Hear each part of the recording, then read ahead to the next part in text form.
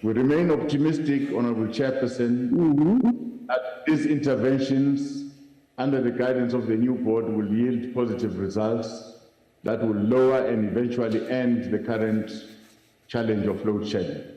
Thank you very much. Thank you very much, Deputy President. The first supplementary question will come from Honorable Mukiva. Manibulele mbhexeshi walendlu ibaluleke kangaka ngithathe lithuba libulise kuye usekela mongameli namalungu endlu. Sekela mongameli masibulele into yokubana qho sikubiza kule ndlu awuphozisi maseko uyeza usabele xa sibuza imibuzo uyaphendula xa sikubiza uyasabela ndivumele nditsho into yokubana ungumabuzwa asabele. Thank you very much, Honorable Deputy President. For me, your response demonstrates the respect the ANC-led government attached. All right, we come out of the NCOP. The National Assembly is today voting on the Electoral Amendment Bill that's going to usher in changes to the South African electoral system.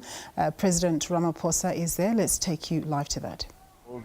In desalination, and their commitment is growing on an ongoing basis because they've already got 2 investments here in South Africa and they want to expand more. When we were in Saudi Arabia talking to a number of businesses, we spoke, of course, largely about energy and renewable energy for the Northern Cape, but also for other provinces. We got a very good sense and a real commitment of up to $15 billion, which will be sourced from Saudi Arabia to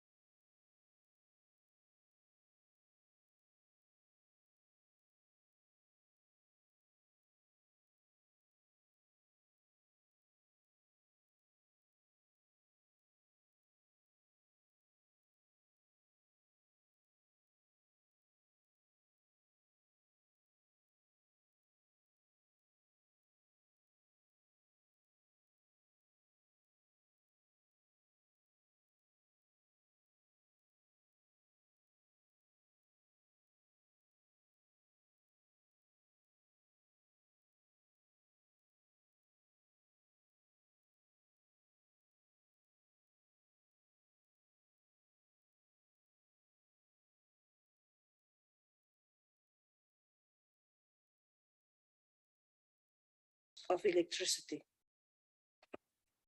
Honorable Deputy President.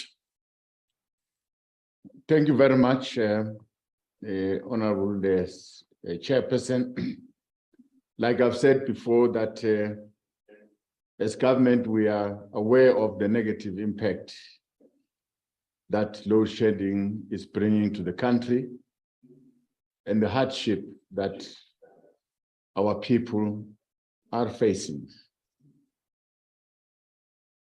the rising cost of electricity definitely will impact negatively on the lives of our people, impacting negatively on livelihoods, and making more or less everything to be more expensive. It is a situation that would want to correct, and I'm sure we are going to stabilize the generation of electricity. In the short run, I think we'll be able to lower the energy prices by allowing more and more generation, more players in the space of generation, creating the necessary competition, not allowing Eskom as a monopoly to dictate the price. So I'm sure the route that we're taking as a country by allowing more independent producers that can produce energy and sell energy, that will create a very competitive environment in the energy generation and this, the sale of electricity. Thank you very much. Thank you very much, Deputy President. We'll then proceed to the third supplementary question from the EFF. Apleni. Thank you, Chairperson of the Council. It's Mokause. Close.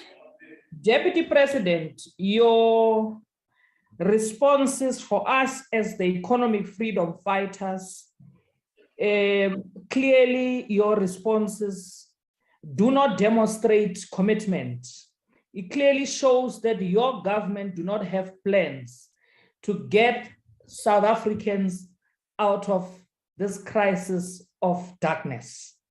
Having said so, Deputy President, a large number of small business owners cannot afford to buy generators to keep their lights on during the never-ending Eskom blackouts.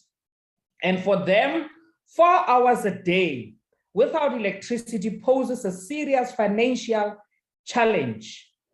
Do the intervention that you just spoke about, President, refers to includes assistance with blackouts, plans for electricity supply? Are there such plans, tangible plans? If there are there any alternative power supplies as well, like your solar energy, which have been taken into account? Thank you. Thank you very much, Honorable Deputy President. Thank you very much, Honorable Chairperson, and thanks to the Honorable Member for the question.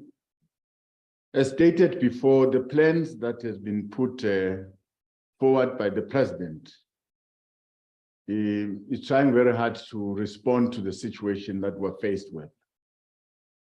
And we are very aware about the hardship that has been caused by this situation to small businesses, to households, to everyone in the country.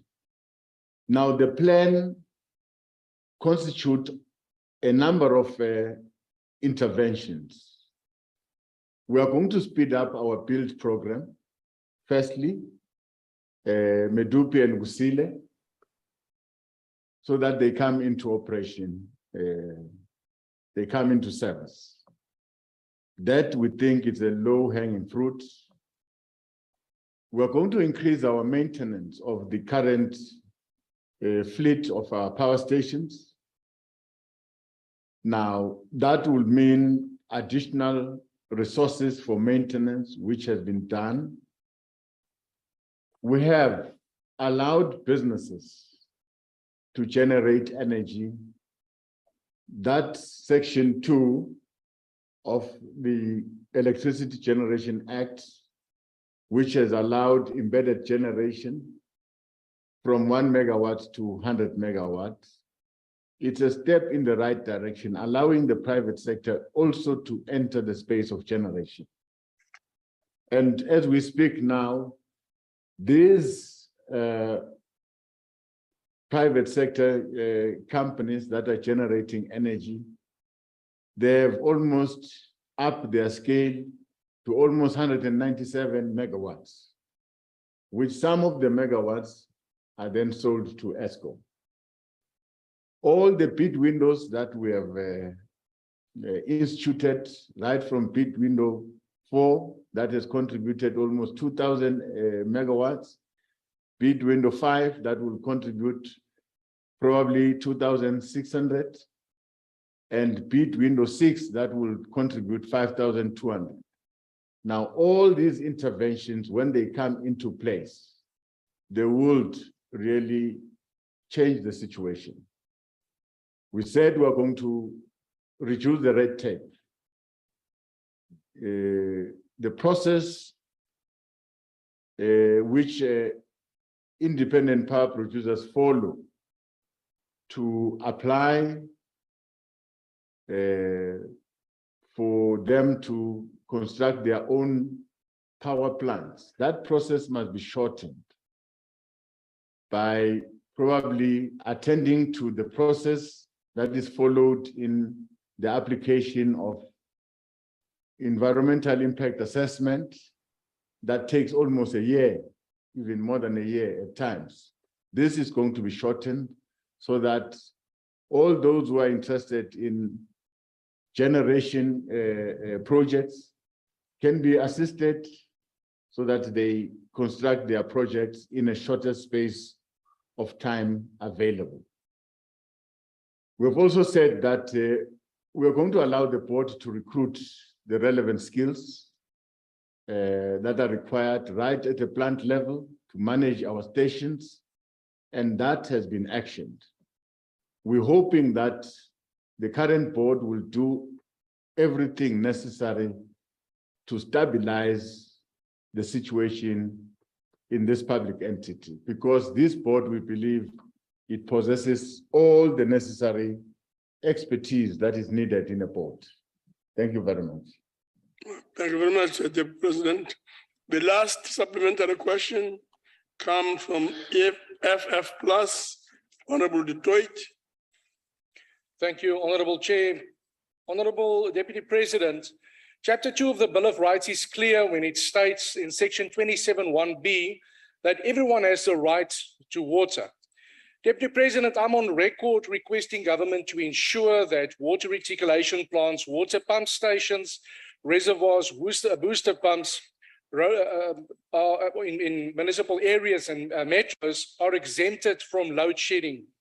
Since the rolling blackouts and the load shedding results in water shortages, low levels in reservoirs, and this results in protest action and is not conducive for social cohesion.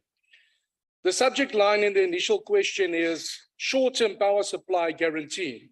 Deputy President, have you considered ensuring short-term power supply guarantee to the water supply division of municipalities during power interruptions that has a negative long-term effect on economies, the communities, and if not, why not, for the relevant reasons? Thank you, Deputy President.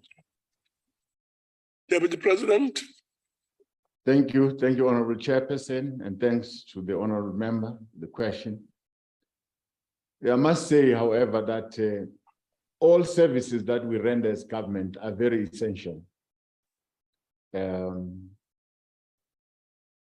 acknowledge the fact that the disruption that is caused by this load shedding is not boding well for the country.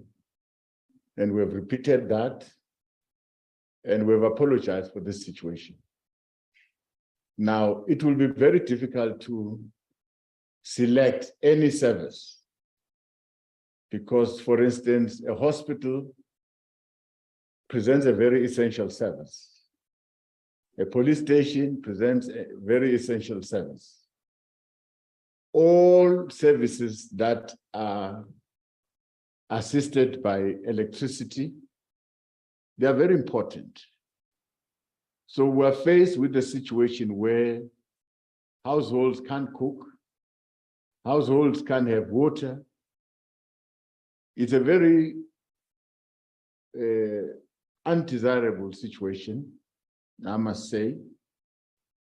And I hope that all the interventions that we have put in place will, in the shortest space of time, try and address this situation.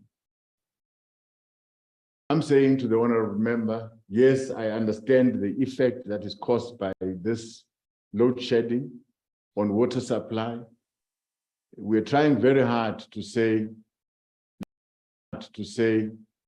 let's try and save life by ensuring that all hospitals and clinics in the country are avoided from this situation of load shedding.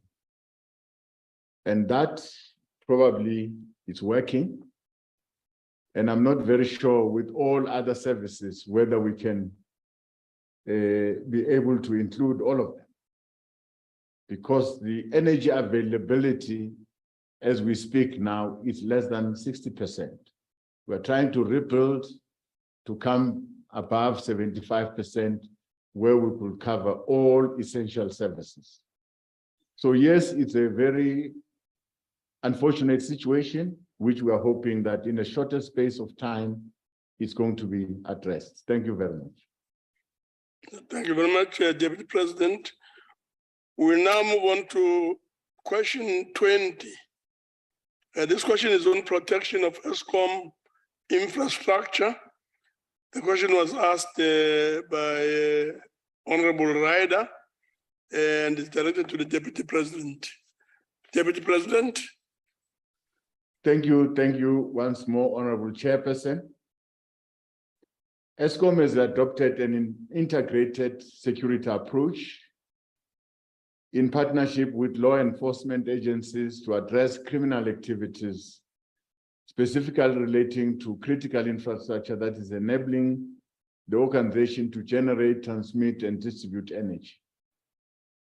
In order to do this, Eskom keeps an eye on hotspots areas every day. It uses these patterns to keep an eye on its security and send positive early warnings to different parts of the business. Eskom has taken the following steps along with the government to protect our vital electricity infrastructure. Joint Operations Center located at Eskom Megawatt Park has brought in added support from specialized SAPS units, Directorate of Priority Crime Investigation, as well as other specialized units such as Provincial Essential Infrastructure Task Teams and National Security Command Council at the National Intelligence Coordinating Committee.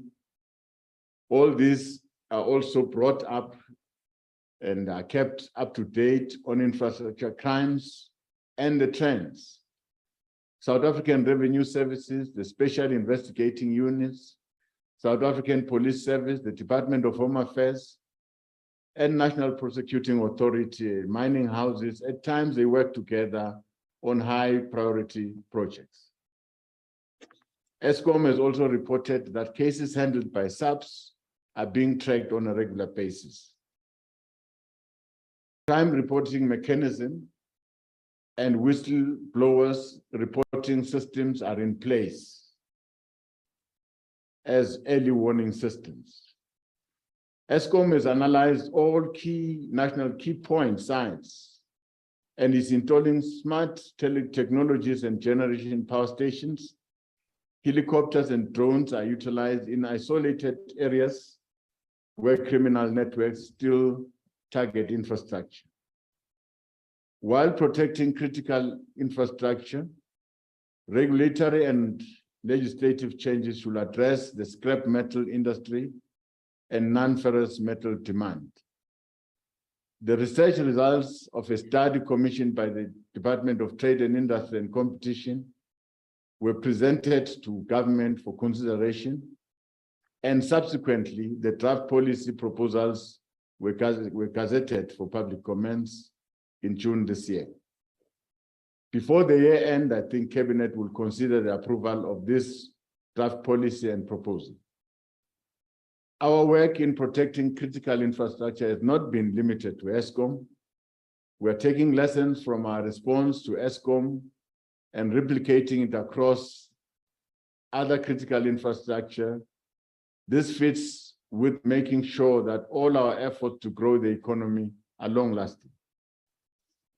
Honorable members can rest assured that infrastructure crimes and their effects are getting more attention to bring justice to all those who are offenders.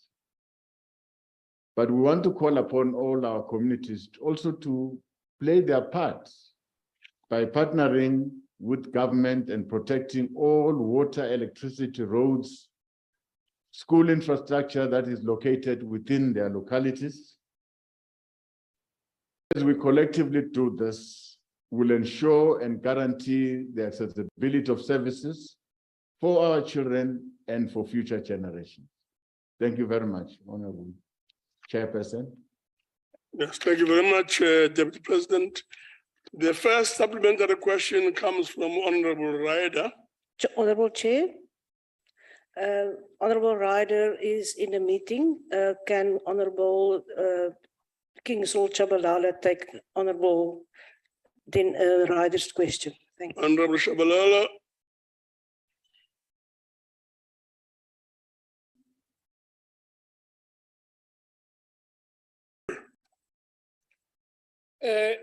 Deputy President, an issue facing many residents right now is the slow replacement of damaged and faulty transformers. In many areas across the country, for example, in my constituency in Mfuleni, replacement can take up to 5 years, and residents are told to pay or sign an acknowledgement of debt forms for their own transformers.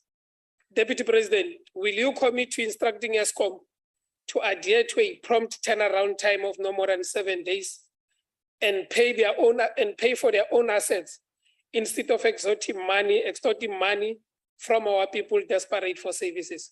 Thank you. Right, thank you very much, Deputy President. Thank you very much, Honorable Chairperson. I think the honorable member is correct to say that the turnaround time at times is a bit long, caused by a variety of factors on the side of Eskom. In one instance, Eskom replaced a generator, and in 2 weeks, that generator was stolen. And they had to come back and replace that generator. But before replacing that generator, some security measures were supposed to be put in place. And that took a bit long, because it was not going to be helpful to replace the generator only to be stolen again. But now that all our structures are in place, all these interventions, institutions have come together to ensure that we deal with vandalism, we deal with theft. Like you'll bear with me that some people have been arrested in a number of these power stations. They were stealing. That could not happen before, but because of the current plan, I think we're almost there. We are dealing with the criminals, who are matching them pound to pound, and I'm sure as government will succeed. And that will change the turnaround time of Eskom. Thank you very much. Thank you very much, Deputy President. We'll move to the second supplementary question from Honorable Mamu Robela. Honorable Mamu Robela.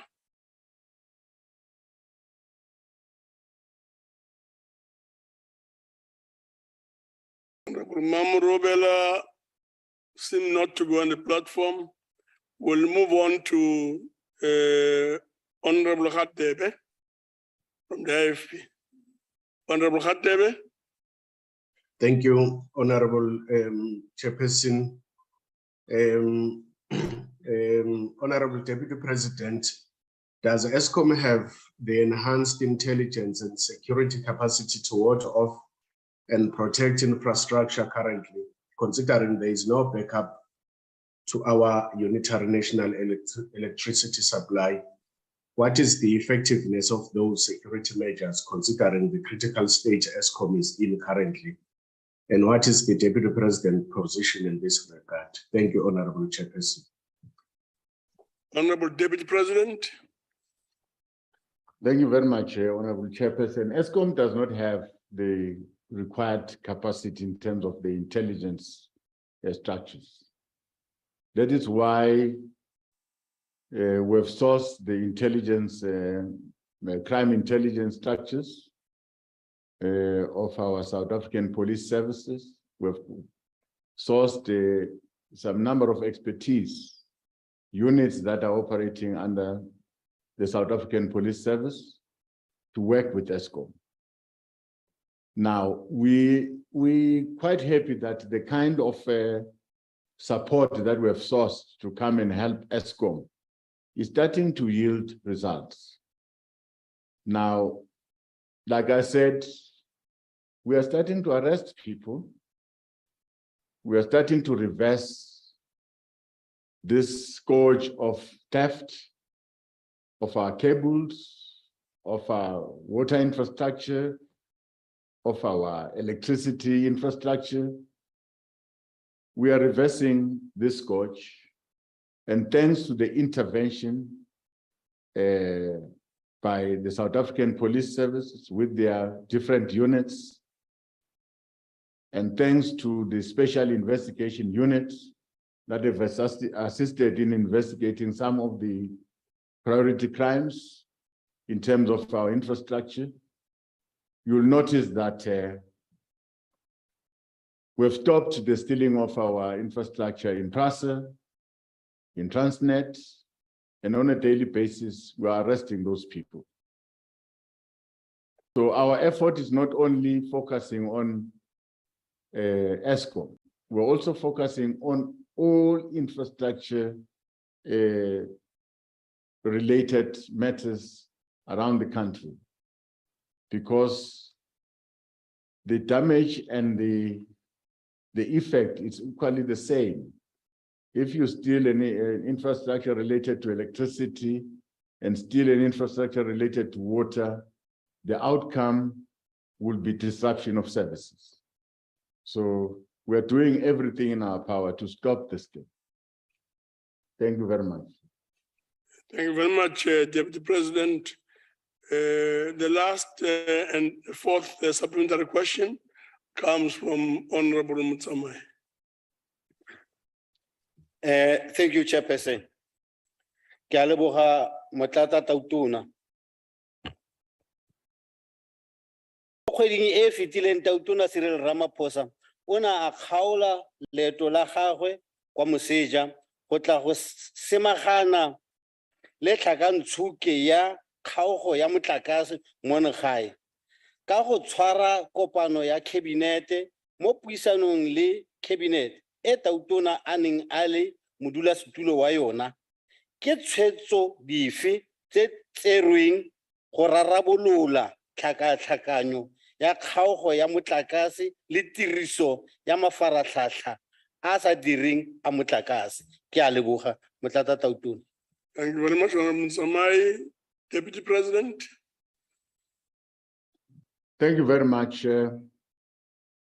I think the intervention that the President brought in the whole challenge that we face as a country, it was very important because that intervention brought a plan after a thorough consultation with all relevant role players. The President consulted widely and at the end of the day presented a plan. Now, this plan seeks to put all our efforts together to ensure that we work together and attend to this problem of load shedding. This plan takes into consideration our maintenance of our infrastructure. It takes into consideration our built environment in this power generation infrastructure. It takes into consideration the role of business in alleviating the shortage of power. It takes into consideration all legislations that needs to be attended to in order to speed up processes that will help us end load shedding. And it also speaks to the skills that are required that will enable us to deal with load shedding. And finally, it also speaks to leadership that is needed at the helm of our power utility. That is why finally a board was appointed. Now, this is a new board with all the necessary expertise. And I'm sure if we give this board an opportunity, this board will turn the situation around. Thank you very much. Thank you very much, Deputy President. On a point of order, Yeah. What's the point of order, Mkos? I do not understand what the Deputy President was on about. The question that was asked, he did not respond to the question. He spoke about something else. The question of Honorable Motsamai was not responded to. And I'm pleading now to yourself. But that's unfortunately not not what? The question was not answered. The question was not answered. We will move on. We'll move on to the next question. Chairperson of the council. The next question is Chairperson. question 21. Chairperson of the council. I think we have a problem. Honorable Mutsamai was not responding. You can't behave the way you are doing now. You cannot put a blame on us if Parliament did not arrange. If you insist, I'll switch you off. Thank you very much. Parliament did not put interpretation. It is not our fault. Question 21 is a question on communal land administration and tenure reform summit. This question is from BB and is directed to the Deputy President. Deputy President, Point of order, Chairperson. Yeah, what's the point of order, Nana? Chairperson, I'm rising on a point of order. I am a bit concerned that Honorable Mabuza was actually cut short whilst she was speaking, and you had not given that instruction. I'm worried when staff can willy-nilly cut off members of parliament without instruction, Chair. Thank you. Yeah, so that's noted. It shouldn't happen that way. It's noted, but moving on. Point of order, Chair. What's the point of order? Chairperson, I'm wondering if I ask a question in my own language and it's so difficult for the Deputy President to answer my questions. Usually when I try to ask a Deputy President questions, he behaves the way he behaves. He don't answer my questions. Sometimes the Deputy President will simply say he don't understand the language. Today, he cannot even answer my questions.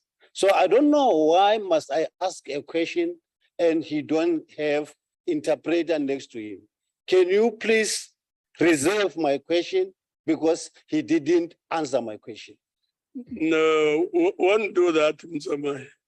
What we'll do is to note the point that we are raising, and we'll try and find an appropriate way of managing it going forward. But of course, I'm also, I think it's also important for me just to say to you, you can't raise past issues and link them to the debate and discussions taking place in response to questions today. Not unless, of course, there's a very legitimate point that you make. And I would also say that if you want to raise point of orders, let's please raise them as such, legitimate point of orders, and clarify them very, very carefully so that there's no confusion on this matter. Thank you very much. We'll proceed to the next question. Question Chair. 21. Chairperson. On communal land administration and tenure reform. Chairperson.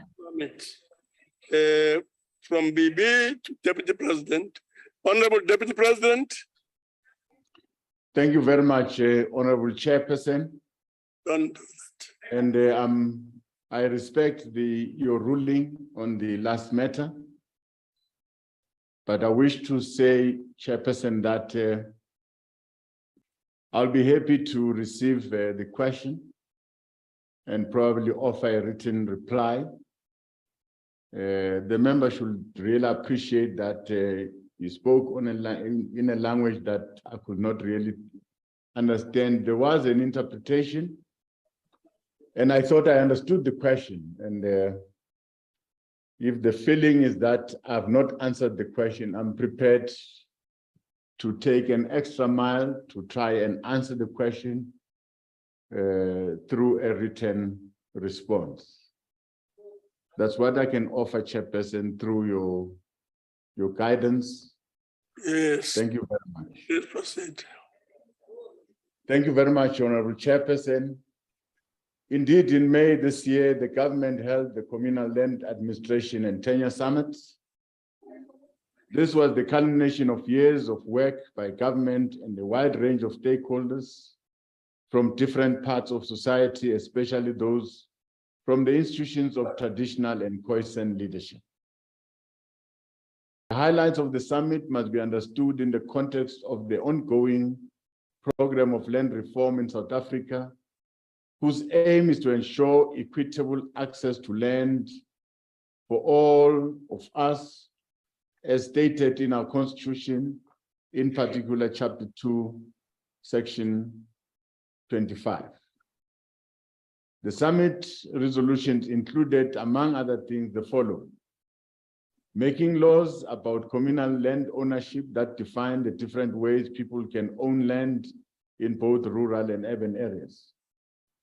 Introduction of legislation and other measures to protect communal land from being bonded, alienated, lost, or sequestrated by financial institutions and other developers.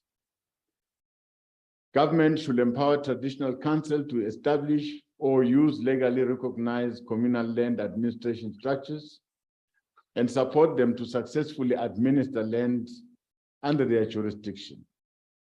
This encompasses institutional, budgetary, staff, and conflict resolution mechanisms and training.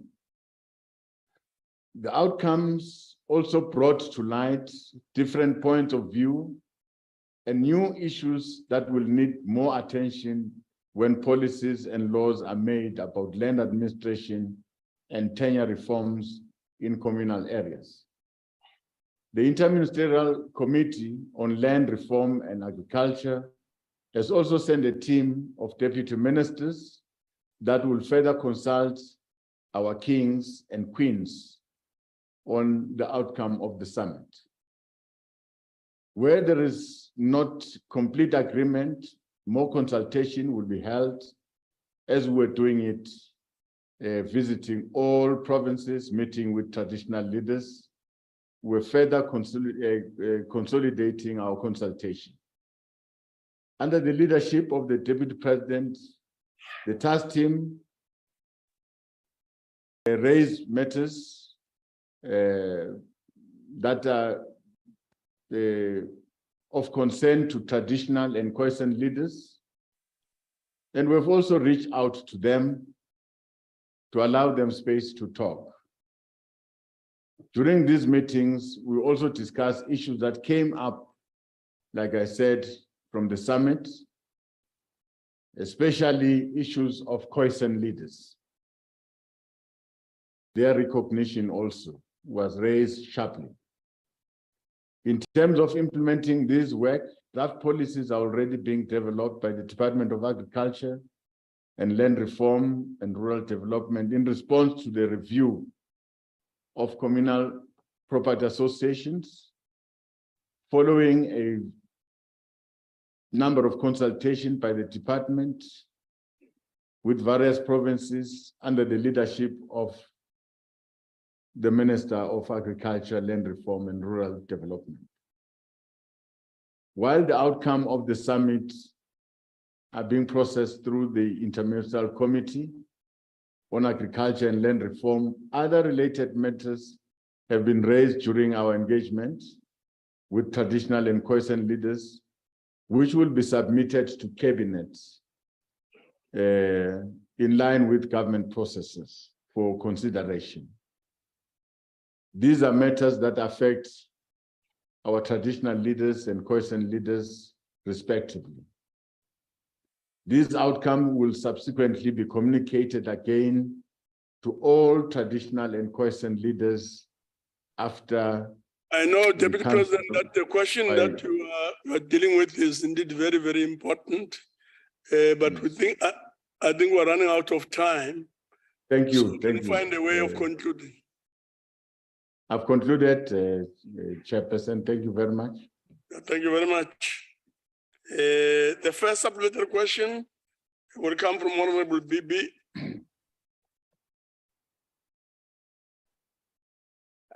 Angibonge sihlalo.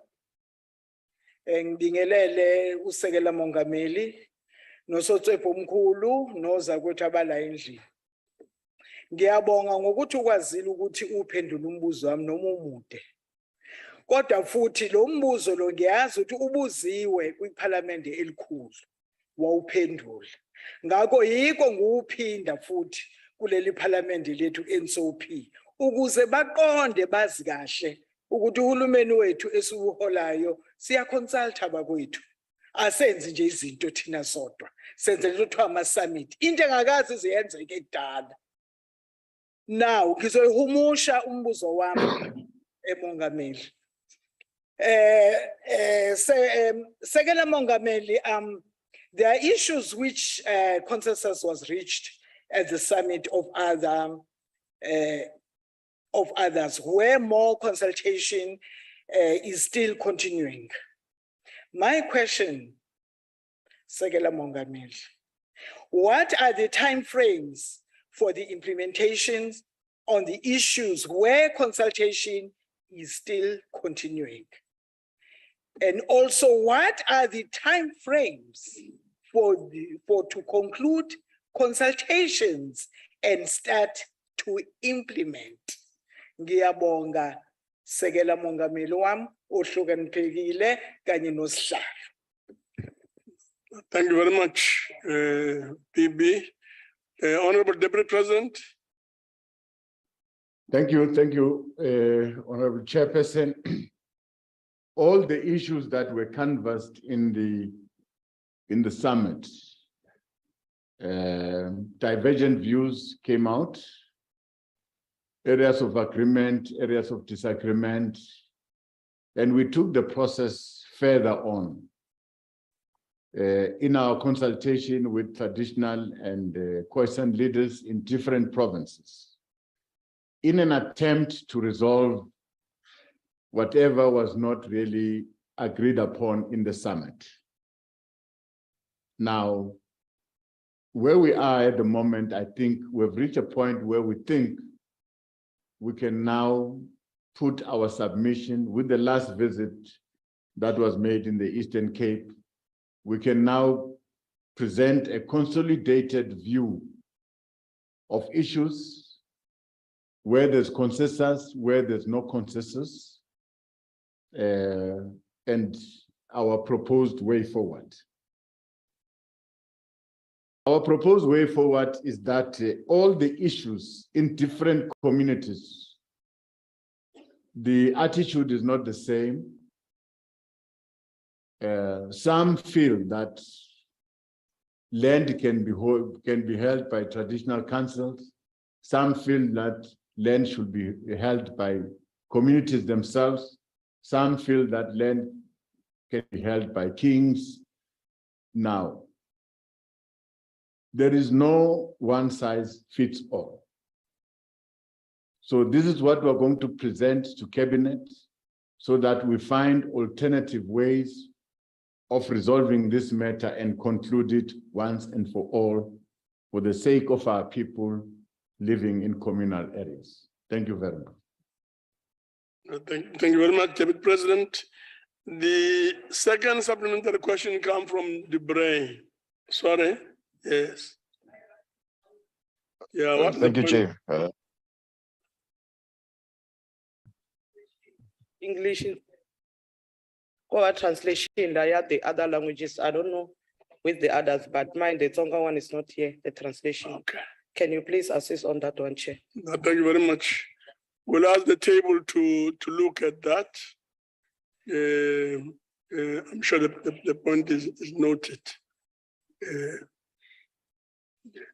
They did say that at the beginning, the table did indicate at the beginning of the sitting that there's a slight problem with Afrikaans, not with the other languages. So if the table can look at that, please. Chair, Thank you very much. We'll proceed. Chair, Hello? yes, it's myself. Who's speaking? It's the one that you unmuted wrongfully so. Okay. Chairperson, I'm rising on a point of order. When we are here as the EFF to ask questions, we need to be answered properly. We're not going to be told that questions are going to be sent back, replies are going to be sent back through written replies. The Deputy President is here to answer questions. And there's absolutely no point for you to protect him the way you are doing. It is our constitutional right to ask him questions. Also, I'm very worried as the... You can't be worried. Worried about what? I'm a member of Parliament. I've got a right to speak in this house. About your I have a anger right to speak. and disruptive energy. I'm not disrupting very anything. worried.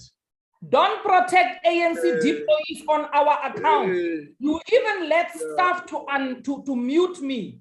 Can I ask you can I ask the table to please ensure that Honorable Mkause will not speak until as and when she's requested to, she's given permission to do so.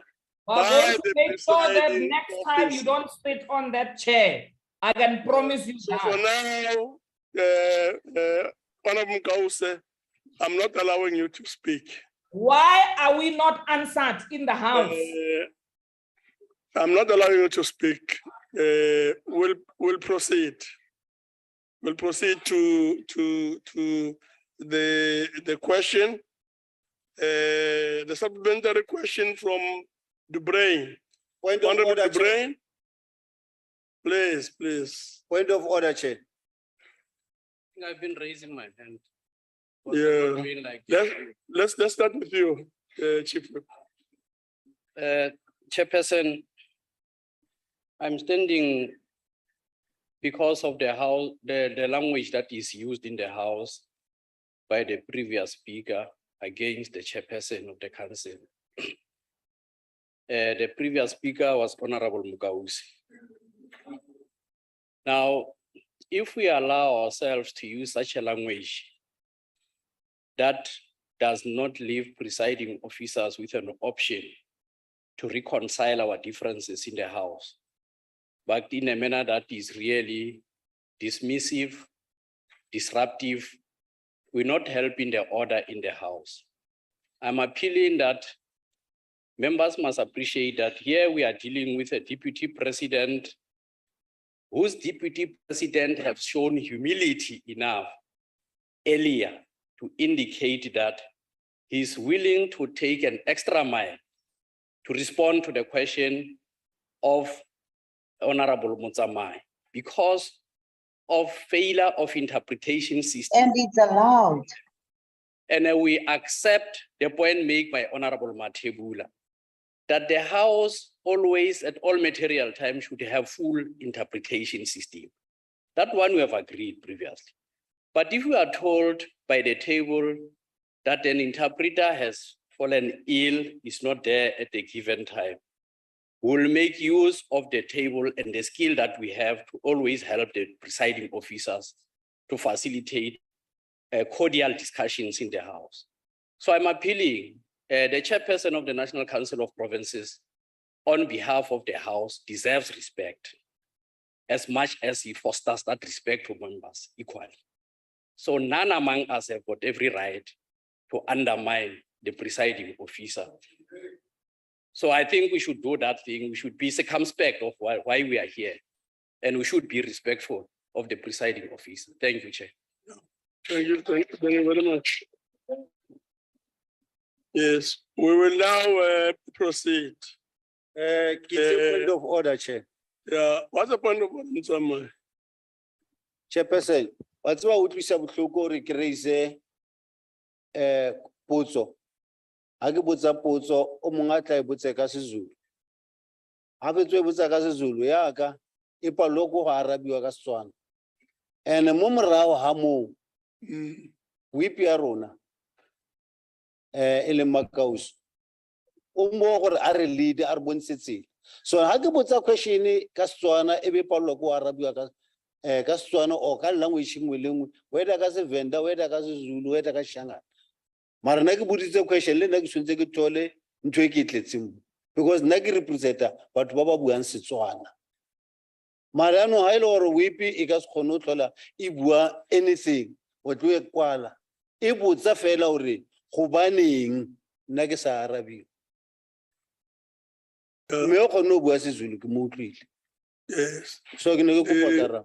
No, all questions deserve to be answered. All questions. And I must say that often enough, it's not that the question is not answered. It's because members are unhappy with your members and so on are unhappy about the answer that has been provided or given. There is at one time or another a situation that arises that relates more to language interpretation, interpreters, and so on. And as Chief Whip properly pointed out, there is commitment to address all of these issues as and when they arise, and in subsequent sittings of the House. So there's a real commitment to address all issues. There's no preference of any language. We note, however, the point that you have raised, and we'll do our utmost best to ensure that it's addressed. That's the best that we can do at this point. And as I indicated earlier on, the table had indicated that there was only a problem in relation to the interpretation in relation to the Afrikaans, the Afrikaans language, not Setswana or Sotho and so on. So we'll address the issues in an ongoing way, but let's be orderly. Let's assist the processes and let's make a contribution in making sure that the House function optimally. Thank you very much. We'll proceed to Honorable Debray. Chairperson? Yes. I rise on a point of order, Chairperson. It's a point of order? Yes, Okay. Chairperson, my point of order is, we have raised this issue about the interpretation facilities, not now, but previously also in the council. And it has not been attended to. It's unfair to have the facilities not been working in terms of the process of the House. And then the other thing is, Chairperson, we don't take any lectures from the WIP in terms of the processes here, because he can lecture the ANC members here, but not the EFF. Thank you. And then the other thing is, Chairperson, why? Chairperson, Chairperson, wait. Why is our WIP being muted? The person that is responsible for failing us here in terms of the interpretation facilities is supposed to be muted and not the WIP. Thanks. Yes, Nyambi.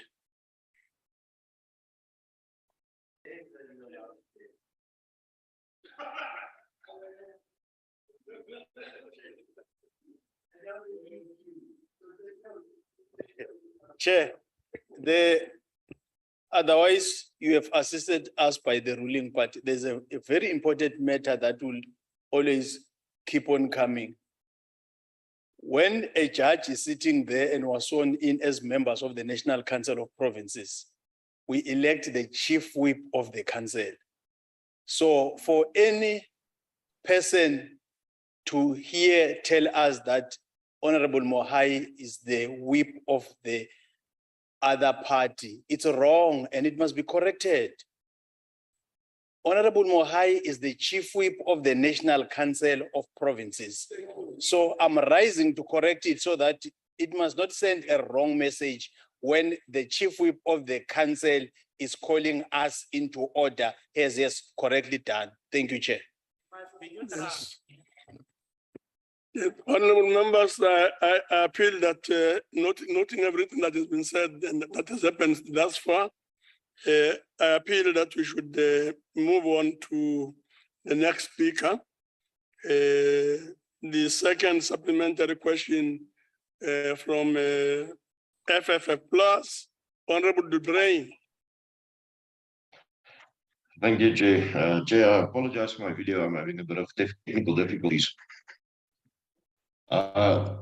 Deputy President, since the Communal Land Administration and 10-year Reform Summit earlier this year, several community members and organizations have complained that the summit was badly organized and that it was a waste of the government's time and funds.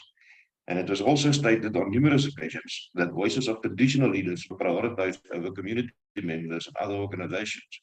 Now, Deputy President, what was the cost of this failed attempt to host the summit? And how is this cost being justified if only an elite few traditional leaders' opinions were heard and attended to?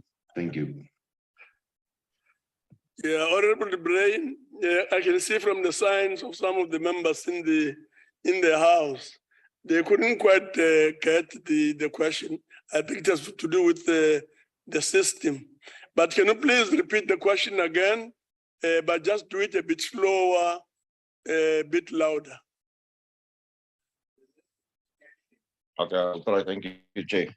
No, I was saying, since the Communal Land Administration and 10-year Reform Summit earlier this year, several community members and organizations have complained that the summit was badly organized and that it was a waste of the government's time and funds. And it was also stated on numerous occasions that the voices of traditional leaders were prioritized over community members and organizations. My question, Deputy President, what was the cost of this failed attempt to host the summit, and how is this cost being justified if only a few elite traditional leaders' opinions were heard and attended to? Thank you.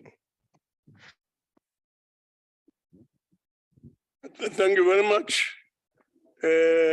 We'll have the Deputy President responding, but before he does so, I've just been told that the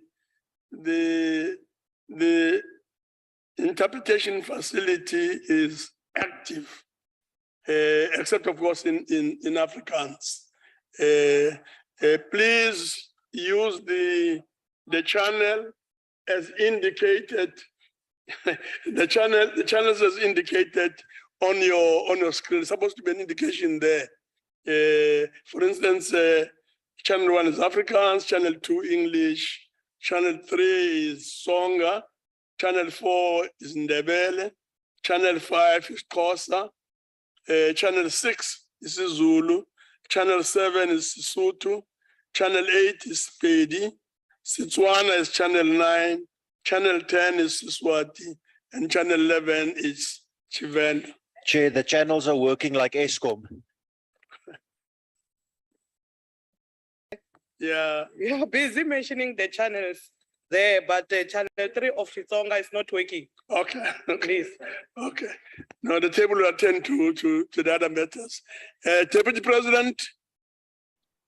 Thank you, Honorable Chairperson. Well, I was part and parcel of the summit myself. And if you can ask me whether the summit was a success or not, I'll say it was a success. It was oversubscribed. There were people who were not invited but came, and we took a decision that we should allow everyone to participate. That's one. And those people that came uninvited came from communities. And we allowed them at the displeasure of all other participants who were not happy about that decision to allow them. So we had over 1,000 people participating. Now, all stakeholders had an opportunity to say their say.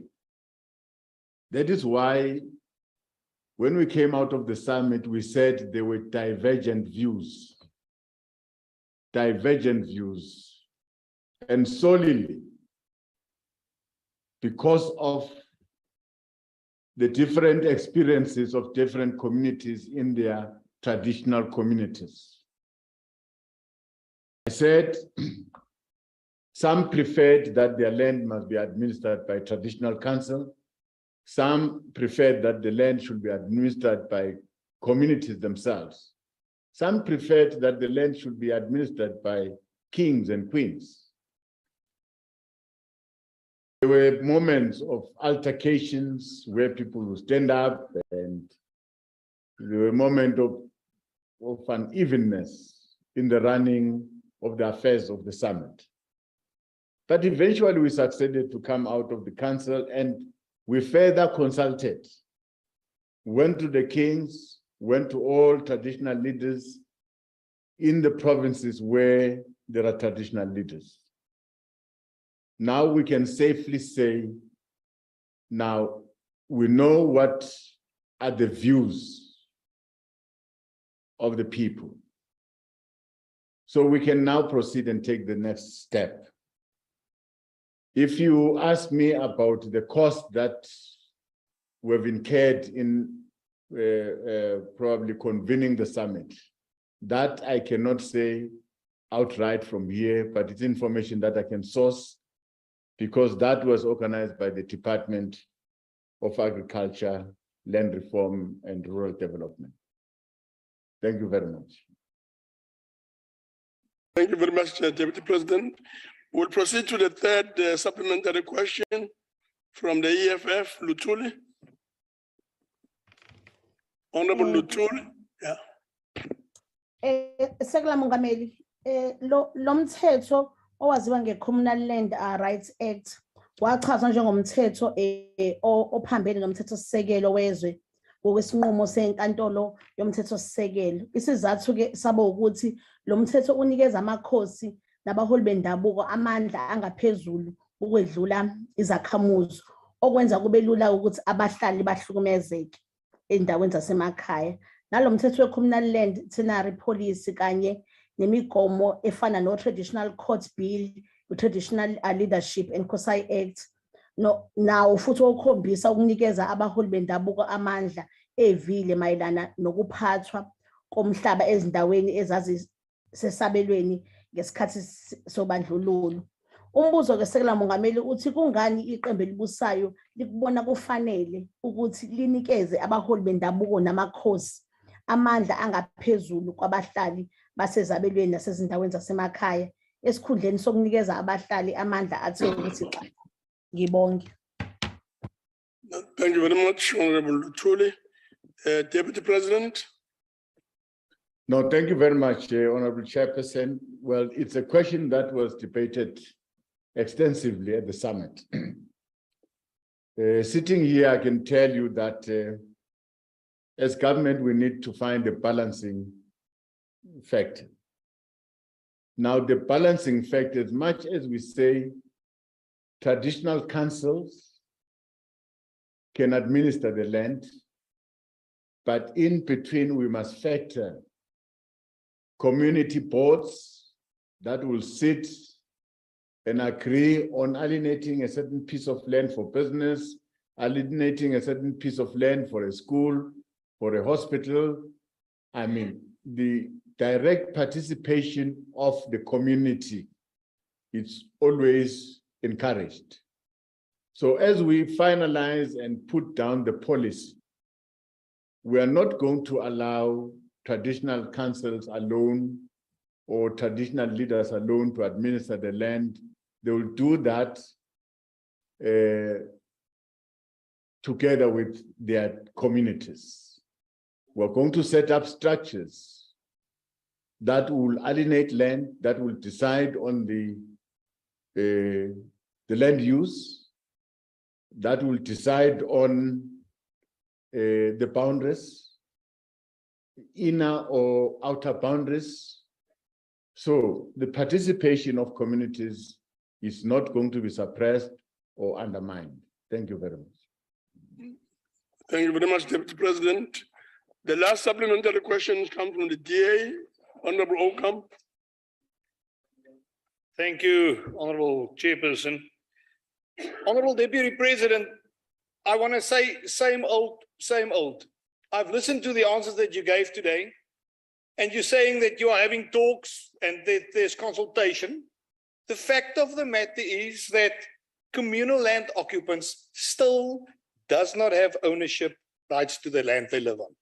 This, since 28 years since the advent of democracy, they still don't own their land. Successive ANC government administrations have promised to address the issue of land ownership in communal areas, but they have all failed to follow through on their promises. The current administration's term is ending in 2024, and still communal land occupants do not have ownership rights to the land they live on. Honorable Deputy President, like the ANC's other failed policy, broad-based Black economical empowerment, which did not bring about broad-based empowerment, but only empowered a selected few within the ANC. The same happens with land distribution, where very few people actually get title deeds. Can the Deputy President take the nation into his confidence and admit that the ANC government has failed rural communities by failing to address land ownership and agricultural support in communal land areas? Will this government carry on in the footsteps of the previous ANC governments and just talk and just have consultations? Or will this government actually start to do something? So my question, Honorable Deputy President, is apart from the talks and the consultations and everything that you've mentioned today, what is this government going to do differently in order to help people living on communal land to start to own that land? Thank you very much. Thank you very much, Deputy President. Thank you very much, Honorable Chairperson. What we are going to do differently this time is to ensure that land is transferred to the people. Okay. The people should determine how the land should be utilized, and the people would, in their own discretion, alienate land for different uses, whether it's business or for social amenities in their area. But above all, this land should be beneficial to the people. That means this land should be utilized productively to fight hunger and poverty. This is one move that it's aimed at utilizing this land that is lying fallow, not utilized, and is getting invaded, so that finally the people can benefit from this land. So this time it's going to happen. We've confronted the matter. We've spoken to the people that are concerned. the communities and the traditional leaders. We've heard their views, and we're at a point where now we're going to put down the policy. I've consulted widely. I've crisscrossed the country. I've met traditional leaders, almost all of them. I've met communities in the summit. And sitting here, I can say government has got a view of what these stakeholders think about their land. Yes, we're talking only about the 13% of the land. If this House wants me to give an account of the amount of land that we have restituted to people through the claims, land that we have redistributed to the people, and what is happening with that land, we can do so. But the question is about the summit, it's about the communal land. Thank you very much. Thank you very much, Deputy President. We'll now move on to the question 22. And question 22 is on removal of Eskom CEO from office. This question is from Mukause, Honorable Mukause, and it's directed to the Deputy President. Deputy President. Thank you, Honorable Chair.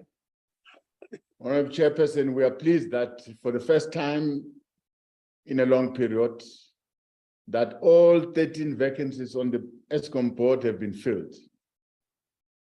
The new non-executive directors collectively bring engineering, energy and policy, delivery, and accounting expertise. The board's mandate is based on an existing shareholder agreement. Because of the load shedding crisis and other changes in the electricity supply industry, this agreement will be looked at again. So it is up to the newly appointed board to re-evaluate the performance of Eskom chief executive and other members of the Eskom executive management. And if indeed they find that there's poor performance, I think it is up to the board to act.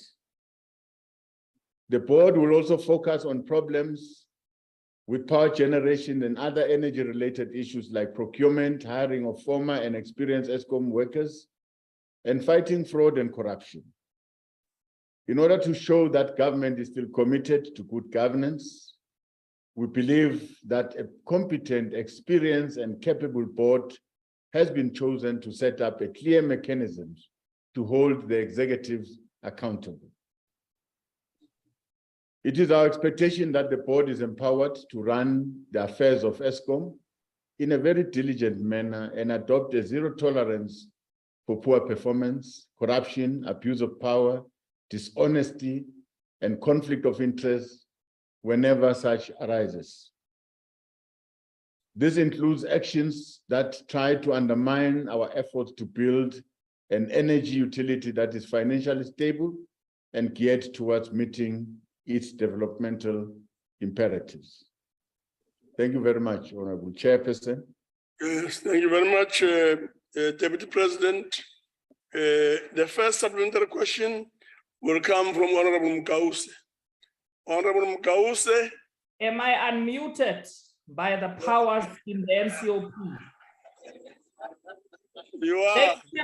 Chairperson, I do not know why you are so disruptive together with the Deputy Chairperson of the NCOP and then behave like saints. You have factionalized the NCOP to a point where you chair with emotions, and that's incorrect. We are going to remove you and your party come 2024. You won't be seated there. Deputy President, the executive at Eskom have consistently demonstrated incompetence and arrogance in the way in which they have managed the energy crisis in South Africa. At what stage of load shedding would the Deputy President consider bringing in more competent Black executives to Eskom so that we may finally bring on an end to the energy crisis this country is facing? Thank you. Thank you very much, Honorable Deputy President. Thank you very much, and thanks for the question. The honorable member should appreciate one thing, that we are a shareholder in the running of the affairs of the utility. And as the shareholder, we've appointed a board to administer and oversee the operations of this utility. And we should refrain as a shareholder from interfering on a daily running of the entity. Honorable member, now that we've appointed the board, I think we've done a good job.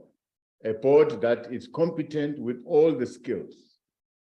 The first thing that the board must do is to evaluate all the people that are working, excluding the CEO and everyone there.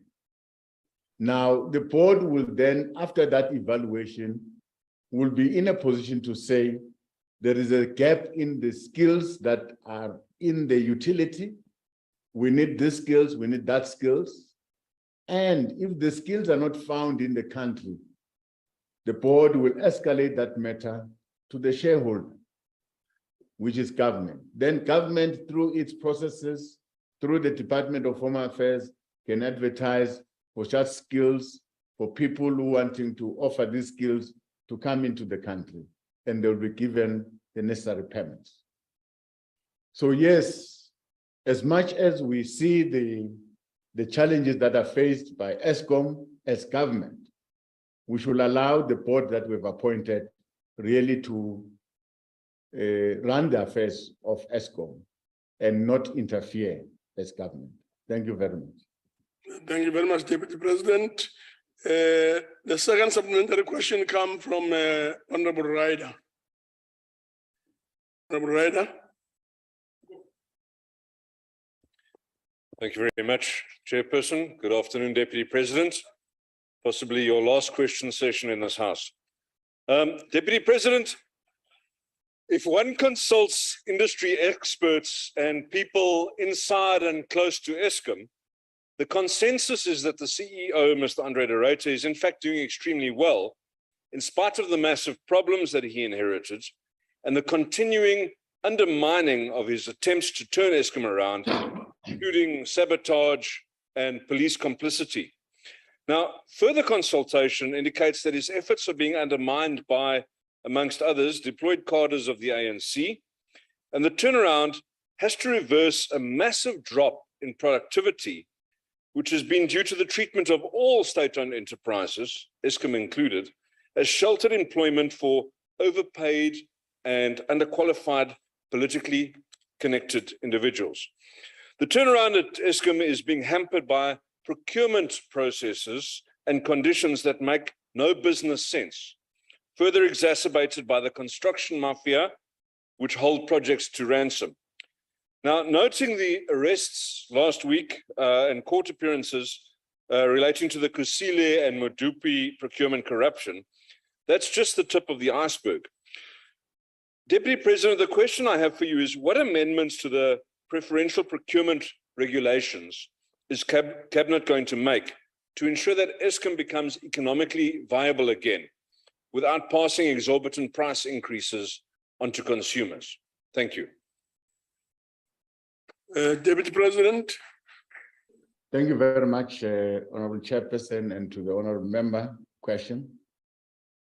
The matter at hand about the procurement processes within Eskom, which has contributed negatively in the stability of the organization.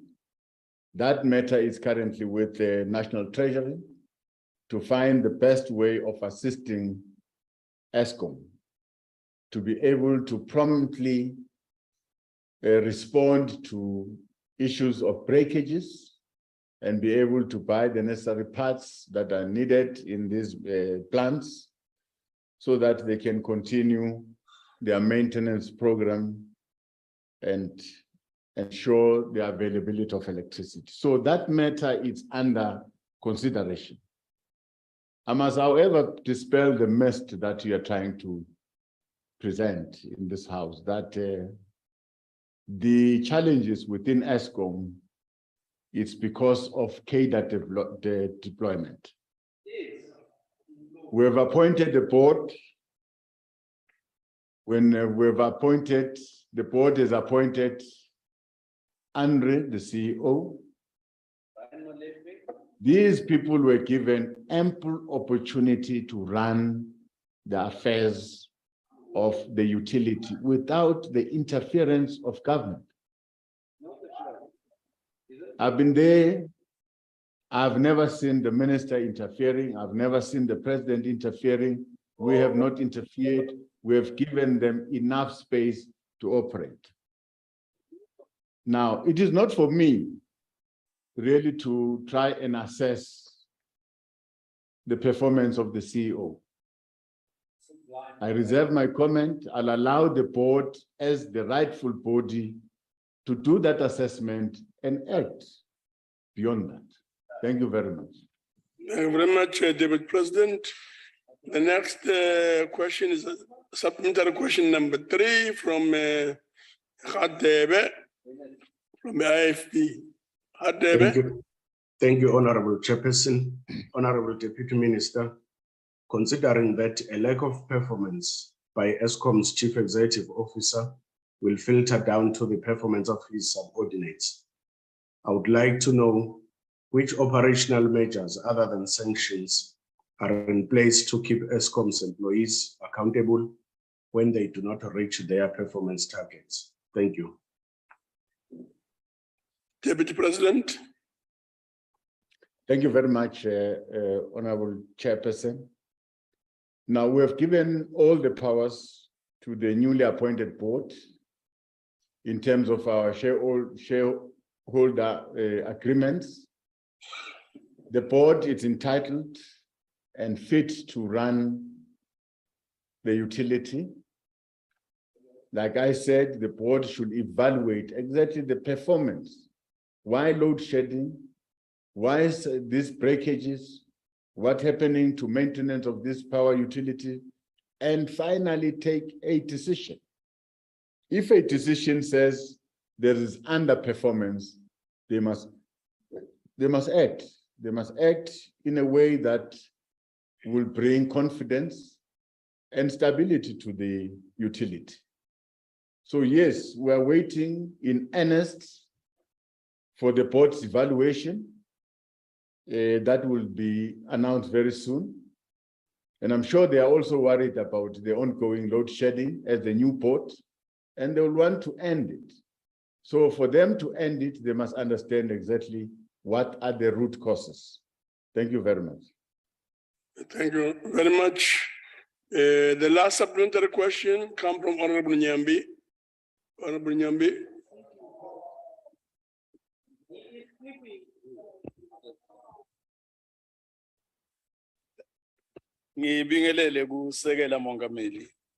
Thank you, Honorable Deputy President.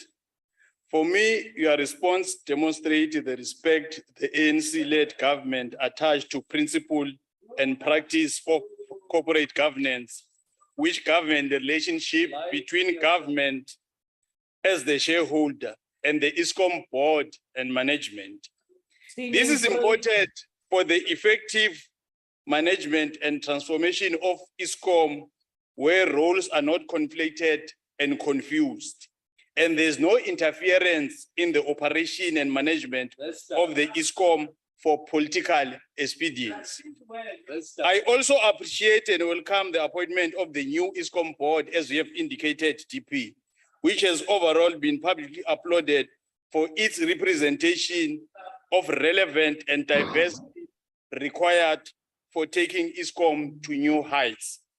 My question is whether there are plans by government to assist the Eskom board to attract more relevant skills and address challenges mentioned by Honorable Nkiva earlier on, Honorable Deputy President. Deputy President. Thank you, Honorable Chairperson, and thanks the The follow-up question by Honorable Nyambi. Yes, already the board, within this very short space of time, they've managed to re-evaluate the list that was submitted to the minister by the executive of skills that they think are required, that are very scarce in the country, so that these skills can be sourced internationally. So that list is now with the minister and it's going to be circulated to the relevant department, Home Affairs, so that the required exemptions are granted to people in possession of such skills. So yes, skills shortage is one matter that has hampered the good functioning of Eskom. And I think the current board is well geared towards addressing this matter with the assistance of the shareholder. Thank you very much. No, thank you very much, Deputy President. The next question is question 23. This question is on community members in tribal land. It's from CFB Smith and it's directed to the Deputy President. Honorable President, Deputy President. Thank you, Honorable Chairperson. During the last financial year, the Minister of Cooperative Governance and Traditional Affairs worked to improve the well-being of traditional communities by strengthening the laws and policies that govern the institutions of traditional leadership. The government now can focus on economic development in traditional communities while standardizing support for traditional leadership across provinces. In addition to the support provided by line departments to communities on communal land, priority programs like Rural Invest, which has been developed by traditional leaders, are being championed to deliver sustainable social and economic development initiatives in rural areas. In this regard, the Interministerial Task Team on Traditional and Quiescent Leaders has been in continuous engagement with the institution of traditional leaders to source their perspective on how government should improve the lives of the people living in communal lands, among other things. To further ensure that communal land is productively utilized by beneficiaries, government is paying attention to the provision of effective post-settlement support. In this regard, through the Interministerial Committee on Land Reform and Agriculture, we are focusing on improving coordination of integrated post-settlement packages to beneficiaries of land, including finance, infrastructure, access to water resources for development. As government, we are still seized with the bigger responsibility of accelerating land reform to achieve restorative justice and social inclusion, especially for people living in traditional communities or communal land. While our land reform has encountered challenges along the way and has not exceeded our expectations, significant progress has been made in our restitution and redistribution program of land to its rightful owners in a way to restore dignity and justice to those who were dispossessed. The Department of Agriculture, Rural Development and Land Reform is currently finalizing the communal land tenure policy to address the long-standing issue of communal land administration, ownership, security of tenure of persons and communities as stated in Section 25, subsection 6 of the Constitution.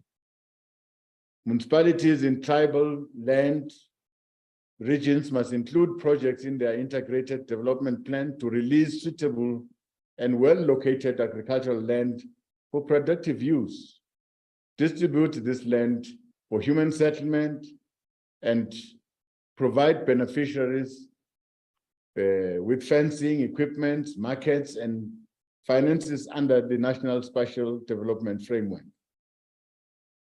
Government programs will address service delivery concerns, land reform blockages, local economic development, and the welfare of all South Africans, whether they live in urban or tribal communities. Thank you very much, Honorable Chairperson. Thank you very much, Deputy President. The first supplementary questions come from Honorable Smith. Honorable Smith. Thank you, Honorable Chairperson. Honorable Chairperson, considering Section 91(2) of the Constitution 1996 and the National Assembly rules, Rule 3521, Deputy President, you have a responsibility to ensure that South Africans living on tribal land own their homes by getting individual title to their properties like all other South Africans. You have a responsibility to ensure that tribal communities are handed a means to lift themselves and their children out of poverty. You have a responsibility to ensure that these communities again feel like they belong as South Africans and have their dignity back again. So, Mr. Deputy President, will you support the DA's efforts for poverty alleviation and fast-tracking land reform by transferring ownership and title deeds of residential and business properties on tribal land to all the actual owners as individuals? Or do you consider these communities as secondary citizens of this country? I thank you. Thank you very much, Deputy President. Thank you very much, Honorable Chairperson. Of course, that was the purpose of the Land Tenure Summit that was held. And I'm not very sure whether this is the DA's view that land must be transferred to the people that were dispossessed. I'm not very sure of that. But the fact of the matter, the summit was called solely to ensure that this process of transferring this land to the rightful owners and finally hand title deed to these people, that was the essence of the summit. And we consulted these people who are living in these areas, we consulted the traditional leaders, and now we are starting this process. And finally, everyone who's living in a communal area will eventually have a title deed. That is where we're talking about the inner boundaries that are going to be redetermined. And finally, those occupying the pieces of land in the inner boundaries will then be given a title deed. And of course, the outer boundaries that will determine the exact land that is available, that it belongs to a certain tribal community, that will be determined, and the title deed will be offered, presented to that tribal council, that this land belongs to these people, and we're going to assist these people to administer the land by creating the necessary infrastructure and structures that will administer the land on a daily basis, and present also some conflict resolution mechanism that will, should anything happens, conflict arise in terms of the administration of this work, there is a mechanism to resolve those conflicts. Thank you very much. Thank you very much. The second supplementary question comes from FF Plus, Honorable De Bruin. Thank you, Chair. You have answered my question to some extent already now, but just to be clear, are any measures or developments towards the rezoning or reclassification of tribal land to make the provision for the transfer and private ownership of community members on tribal land? Thank you. Deputy President. I'm sorry, Honorable Chairperson.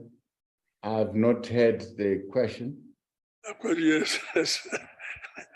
Honorable De Bruin, we're calling on you once again to try and speak a bit. Honorable Chair, could we clearer. please give the following speaker an opportunity just for Honorable Brain to get better reception? The reception is the challenge at this stage. Yeah, let's try again, just one more time. Honorable Brain, one more time. Can you speak a bit louder, a bit slower, and speak to them to the mic? Yes, I apologize, Chair. I'm having some technical difficulties here. Am I audible now? Yes. Okay. Deputy President, as you have answered my question to some extent just now, but just to make sure, are there any measures or developments towards the rezoning or reclassification of tribal land to make the provision for the transfer of ownership and private ownership of community members on tribal land? Thank you. Deputy President, let's hope you have heard that. No, I'm struggling, Chairperson. I'm sure if you have heard, you can help me. Yeah. Yes, maybe let's try this other solution. Yes, please proceed. Thank you, Honorable Chair. Deputy President, the question is, if the President is aware of any measures of developments towards the rezoning and reclassification of tribal land to make provision for the transfer of ownership and private ownership of community members on tribal land. Like Honorable De Bruin mentioned, you've partially answered that question. Deputy President. Yes, thank you very much, Honorable Chairperson. Yes, I've answered that question. So what is going to happen right away is that beyond this consultation process, we are now going to put policy and legislation that will enable this process to proceed. The policy will deal with the management of the land, whether it's a traditional council, whether it's a community itself, where there's no traditional council, and how best the land disposal to individuals within that community, how finally they are going to get their title deeds and the outer boundaries, how finally this land is going to be transferred to the entire tribal community or the community that is the outer boundaries. So this is going to be determined by the legislation that we're going to pass and the policies that we are going to pass. You'll be aware that different communities and different tribal settings, they prefer different options, but we're not really worried about these different options if finally the outcome is going to be the same. The outcome is finally the beneficiaries of this land should be the people in communal areas. And we've said we're going to demarcate land for production, and that's where we're going to assist, set up our integrated support, supporting those who want to till the land, so that they can till the land for their own livelihood and for business to sell their own produce. Thank you very much. Thank you very much. We'll move to the third supplementary question from Honorable Mabuza. Honorable Mabuza, and as she prepares to take a platform, I'm told and informed and advised that there's tea available. Members can just leave orderly, one person at a time or so. Honorable Mabuza. No, thank you very much, Honorable Chairperson. Honorable Deputy President, we will surely agree that our constitutional democracy accepts and defines the role of institution of traditional leaderships in our governance and country. Land reform and socio-economic transformation of our rural communities. I appreciate ongoing government efforts working with institutions of traditional leaderships in addressing land reform and welfare of rural communities. It shows that the government led by the ANC is working together with all stakeholders.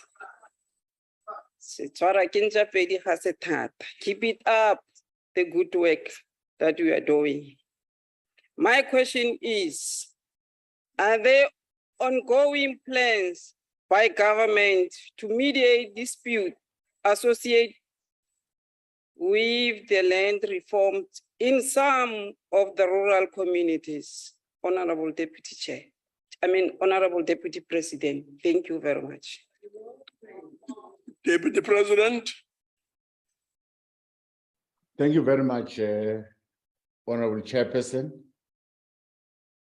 The process of consultation with the traditional leaders, like I said, it has come to the point where we are reaching finality. And we are going to come out with a proposal on how to address the issues that are raised by traditional leaders. A whole range of issues pertaining their pensions, pertaining their salaries, pertaining their traditional councils, pertaining their tools of trade, and pertaining to land under their jurisdiction. So all those issues are going to be pulled together in a report with proposals. And this task team that is led by the Deputy President is going to present that report to the President for his consideration. And probably the President might want to take this matter to Cabinet so that we take a final decision on how best we want to assist traditional leader. Now, a traditional leader in the Northwest should be assisted the same as a traditional leader in Limpopo. So we must standardize these offerings and the support that we give to traditional leaders. Now, pertaining to our land reform process, we have identified that there are traditional leaders that don't have land. But they are traditional leaders, they have a certificate. So we have taken a decision that these traditional leaders, in terms of our land reform program, must be given land. And that land is for both for human settlement, but in the main, for agricultural purposes. So that is going to be done. Now, the land that is going to be given to these traditional communities is going to be administered in the same way as the communal land, because that land is bought for the people, to be utilized by the people in order to fulfill their productive needs. So this is the approach that we're taking, and I'm sure mid-November, we're going to be presenting this report. We're going to make it well known to the country that these are the findings and these are the recommendations. Thank you very much. Thank you very much, Deputy President. The last supplementary question is from the EFF, Matebula. Honorable Matebula.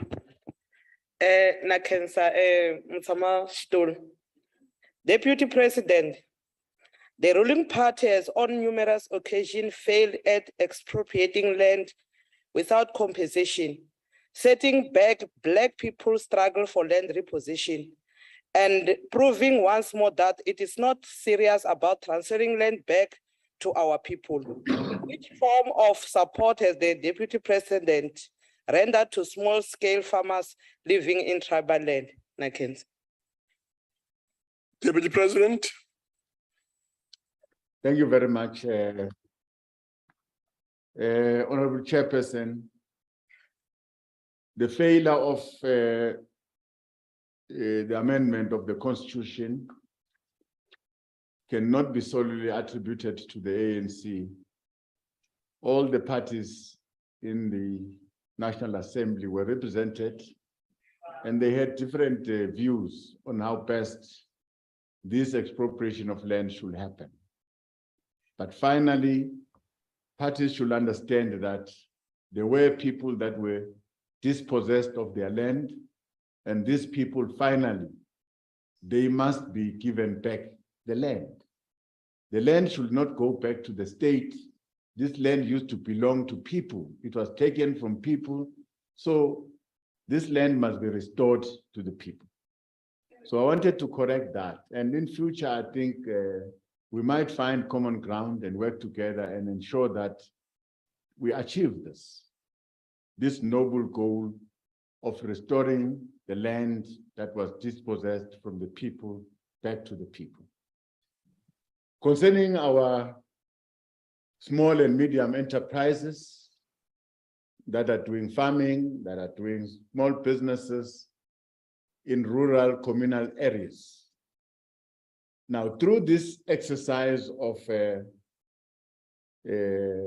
putting a process to take back the land to individual title, in the process, there will be land that will be demarcated for businesses. So where small businesses are going to be operating.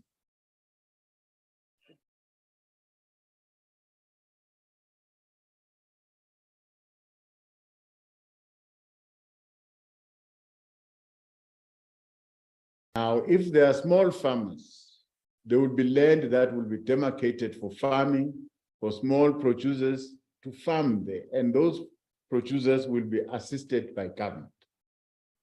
So this process is going to happen orderly, and want to encourage our people not to leave communal places and go for the cities, because there will be enough and ample opportunities that would enable them to foster a livelihood, to improve their social well-being, and to fight hunger. Government is going to bring back their asset, which is land. They will own the land and they will produce on their land. Thank you very much. Thank you very much, Deputy President. We'll now move to the last question, which is question 24. This question is on ICT services in rural communities. This question is from Honorable M. Nchabeleng, and the question is directed to the Deputy President. Deputy President. Thank you, Honorable Chairperson. Part of the fragilities that the COVID-19 pandemic has exposed is the need for government to fast-track its program for bridging the digital divide. To this end, the government is committed to ensuring that everyone has access to information and communication technology infrastructure that will eventually improve their lives. Research done by Independent Communications Authority of South Africa in March this year shows that rural and township communities need better access to information and communication technology services. In this regard, we have made headway in the implementation of the National Broadband Policy, which aims to deliver affordable, high-quality, high-speed broadband connectivity to all South Africans.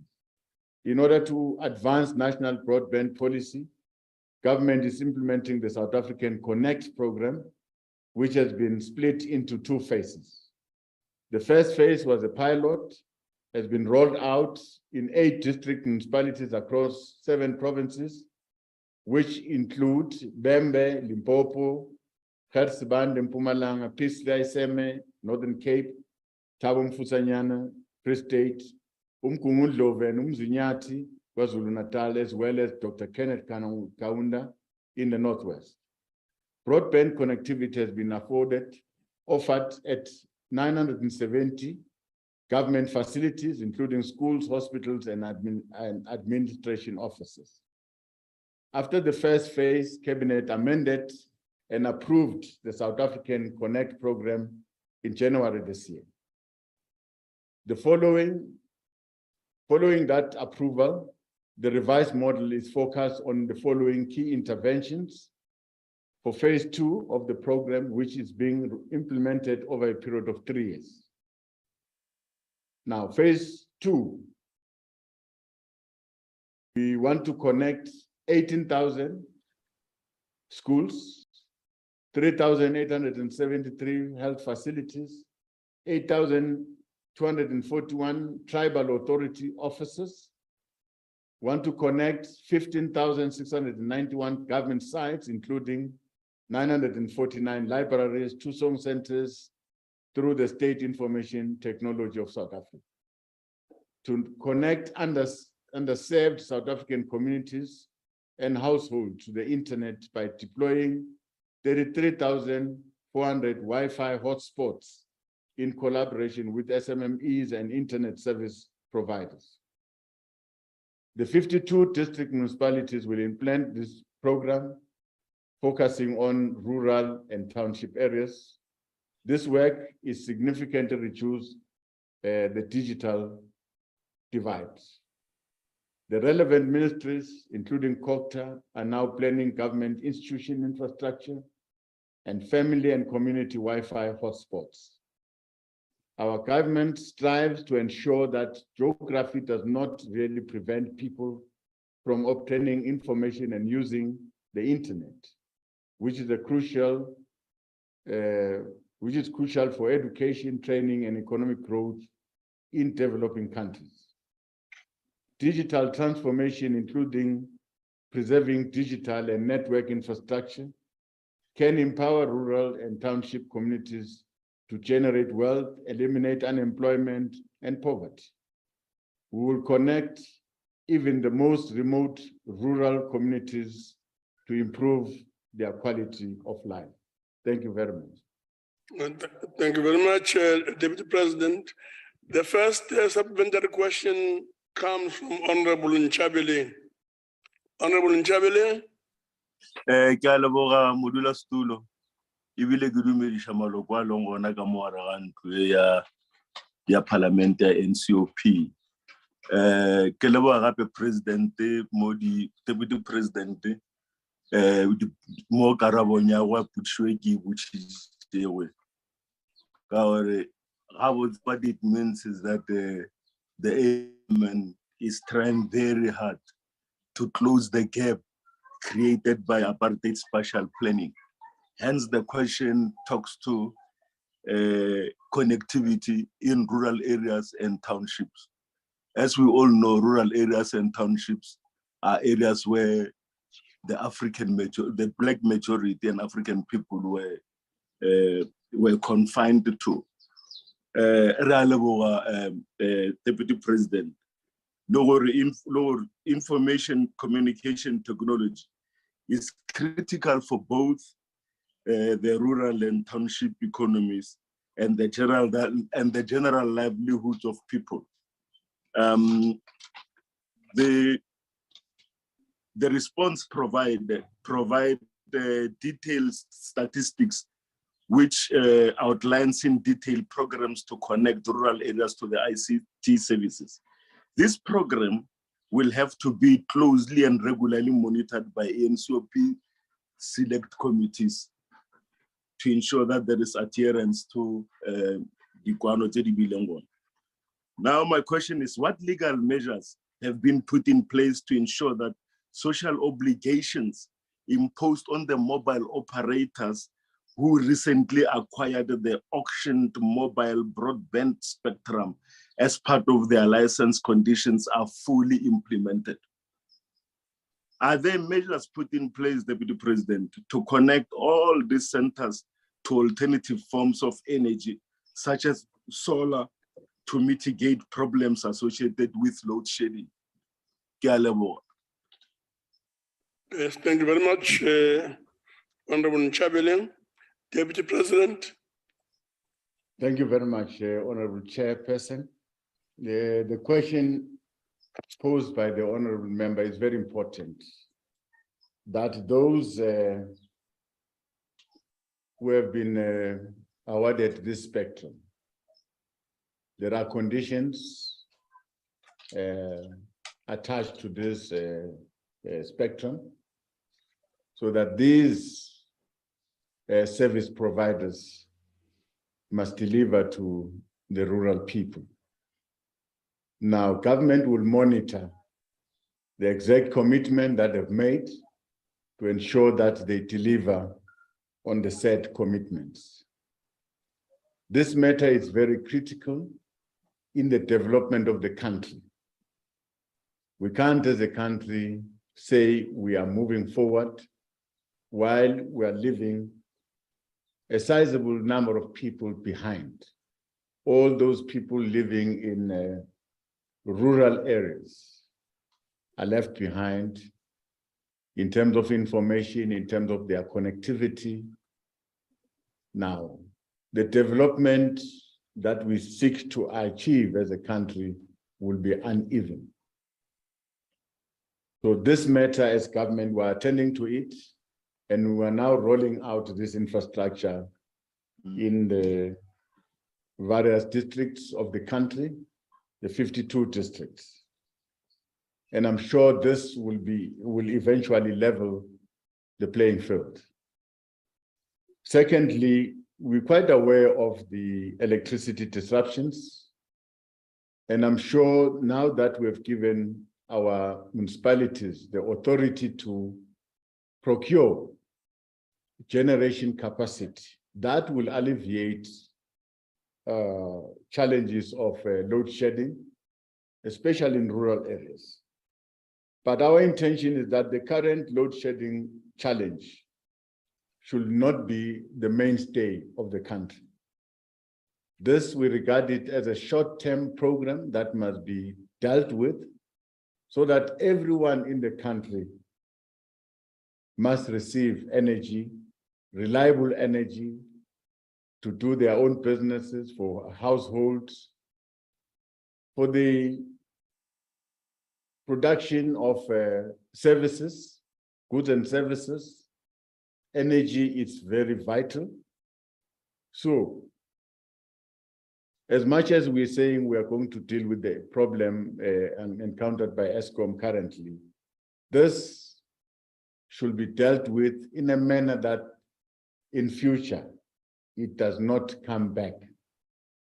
Load shedding, once we're done and we're through with addressing all these challenges, should be a thing of the past, should not come again. We'll have enough energy at our disposal to be able to grow the country, to grow this economy, and allow new entrances to connect to the grid. Thank you very much.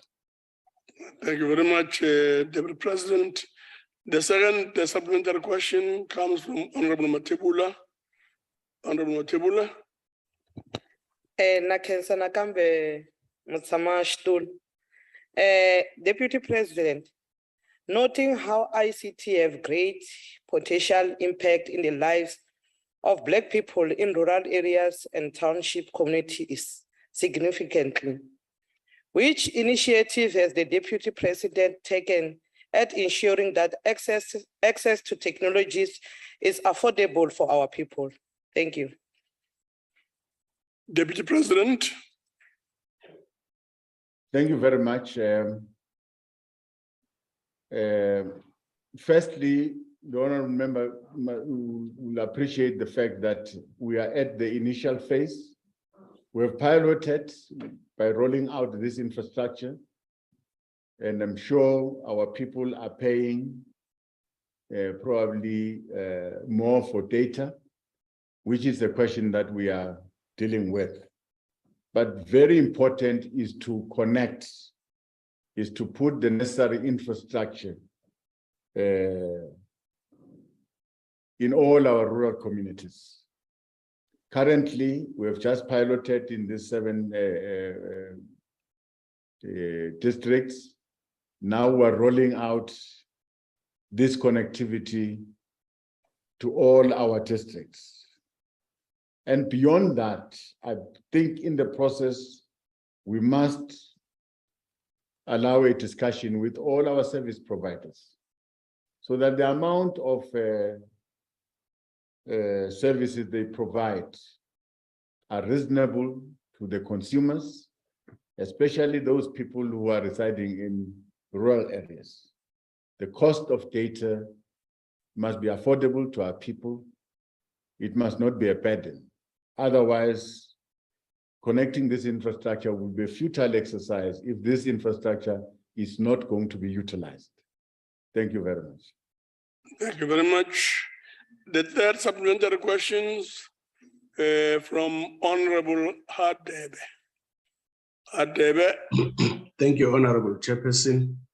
Honorable Deputy President, with regards to your responsibility to lead the National Human Resource Development Council and fostering collaboration between government and social partners towards addressing the shortage of skills in critical sectors of the economy, and considering that skills such as those required in ICT are critical skills, what is the Deputy President doing to ensure engagement with relevant stakeholders to address the problem that those in rural areas face with reference to access to opportunities to tap into ICT-based interventions and programs as users, as well as potential contributors to the skills pool? And what link will the Deputy President create between this mandate and ensuring that it trickles down to the anti-poverty mandates, such as the public employment programs, integrated service delivery, and enterprise development? Thank you. Thank you very much. Deputy President. Thank you very much, Honorable Chair. In terms of our skills development in the country, I think this is a very important area of our work that has been identified by the Department of Higher Education. So there are serious programs that are being delivered in our TVET colleges, just to give our learners basic information, technology skills to be able to work with. And I'm sure over time they will improve, they will graduate and be able to proceed and acquire degrees. But basically, our TVET colleges have provided that space to get our people to acquire the necessary ICT skills. This is going to be a long process, getting our rural people, some of them that have not completed grade 12, some of them dropped out of school, but it is important for their survival, for their development, to acquire the skills so that they can effectively manipulate the skills for their own development and for their own survival. So we think the route of these TVET colleges that don't require some strict requirements and entrance requirements, and some community colleges that will require less entrance requirements, should be built all over the country, especially in rural areas, where we can teach our young people these very skills so that they'll be able to manipulate and make use of the infrastructure that is deployed currently for their own small businesses and for their own production of services goods and services for their own livelihood and for their own development. Thank you very much. Thank you very much, Deputy President. The last supplementary question is supposed to come from Honorable Nana. I don't know whether it's on the platform, but is presently not in the house. Chairperson, Yes. I will be taking the Okay. question. Thank you, Chairperson. Honorable Deputy President, Vision 2030 of the National Development Plan set a target of 100% of South Africans will have access to broadband services at 2.5% less of the population's average monthly income. Will you agree this was a realistic and achievable target had your government not slept on the job? 6 district municipalities from across the country, including the troubled OR Tambo in the Eastern Cape, were identified as pilot sites for SA Connect.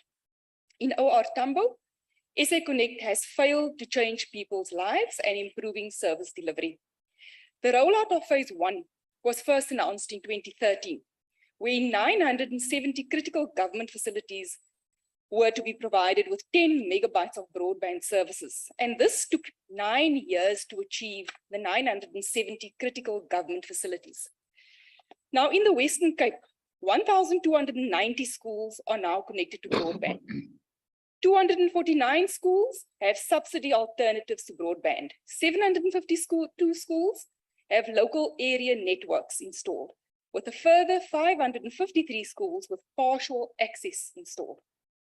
Fast forward to February 2022, the Minister of Communication announced during the State of the Nation debate as follows: in the next 3 years, we will connect 44,600 government sites, including schools, health facilities, libraries, to song service centers and traditional authority offices that will be connected through telecommunications operators. In the same period, we will roll out more than 33,000 community Wi-Fi locations and broadband to households. Now, Honorable Deputy President, my question is, you are as good as your last performance. Your government took 9 years to connect a mere 970 sites. Please explain to this House how your government will connect 77,600 sites in 3 years. Thank you, Chairperson. Thank you very much, Deputy President. Thank you very much, Honorable Chairperson.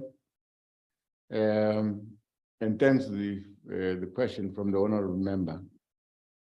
The Honorable Member started by reading the National Development Plan and the target that we have set ourselves, the 2030 target. Now it's 2022. In terms of that target, I think we are remaining with 8 years to fulfill this great target. Yes, we have lost some time along the way. We moved slow at times, and at times there was no movement at all. But as a country, we cannot really destroy and kill ourselves for that lack of movement at times. Now that we have regained our momentum, I think we should appreciate that and work harder to ensure that we meet this deadline. I'm confident that through the pilot programs, phase 1, and now entering phase 2, we'll be able to increase the momentum and be able to connect all these districts. Yes, it's quite a very extensive work that will require focus and dedication from the department, working together with our districts, our provinces, to ensure that this happens and happens very quickly. I'm quite happy, of course, that some provinces like Gauteng province have taken it upon themselves to deal with the districts within their jurisdiction, help them to connect. So with the inclusion of provinces, with their resources at disposal, this can enhance the pace of the laying down of this infrastructure in different provinces. Yes, I agree with the honorable member that we have lost time, but not all is lost. We can still catch up on the time until 2030. Thank you very much. Thank you very much, Deputy President. Honorable members, that ends the question session and questions to the Deputy President. And I'd like to thank the Honorable Deputy President for availing himself to answer the questions in the NCOP, and further wish to express appreciation to MECs, permanent and special delegates, as well as SALGA representatives for availing themselves for this important sitting. That concludes the business of the day. The House is now adjourned. Recording stopped. Long way.